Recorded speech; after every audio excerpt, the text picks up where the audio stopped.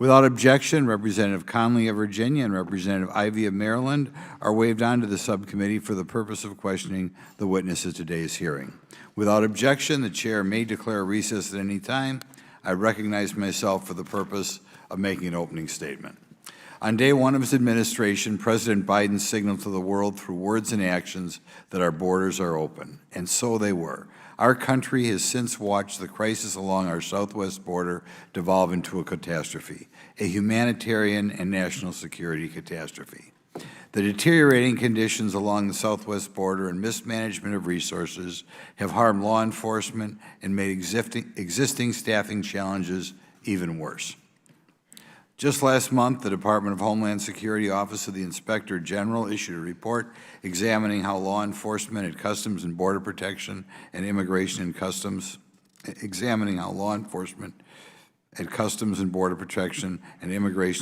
Enforcement have been negatively impacted by historically high levels of illegal immigration and other operational challenges. For this audit, the DHS Office of Inspector General surveyed over 9,000 DHS law enforcement personnel within ICE and CBT. They collected information from Border Patrol agents who protect our border from illegal entries, Office of Field Operation Officers who guard our points of entry, Enforcement and Removal Operation Officers who enforce immigration laws, and Homeland Security investigation agents who investigate cross-border criminal activity. What they found is shocking. 88% of ICE and CBP law enforcement personnel who responded said their work location was not adequately prepared and staffed during migrant surges. 71% of CBP personnel and 61% of ICE personnel stated that their current work location was not adequately prepared and staffed even during normal operations. But there's nothing normal about the current border catastrophe. As noted in the IG's report, migrant encounters at the southwest border have risen from approximately a little under 1 million in fiscal year 2019 to 2.5 million in 2022.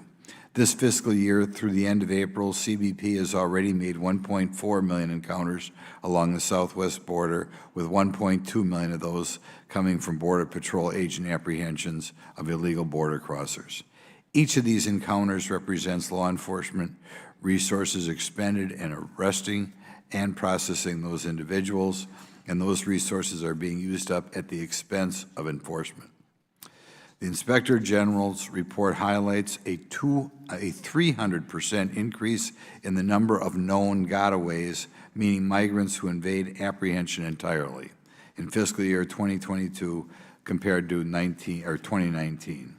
Last year, there were more than 600,000 known gotaways recorded by CBP.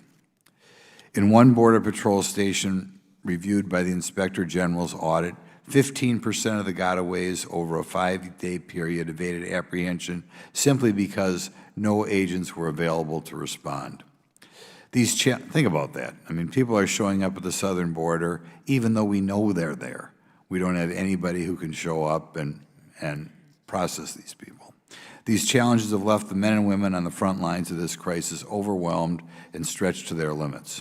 To meet mission requirements, DHS implements stopgap measures like increased overtime and temporary details that exacerbate staffing challenges in the long term by eroding morale and jeopardizing retention of experienced law enforcement professionals.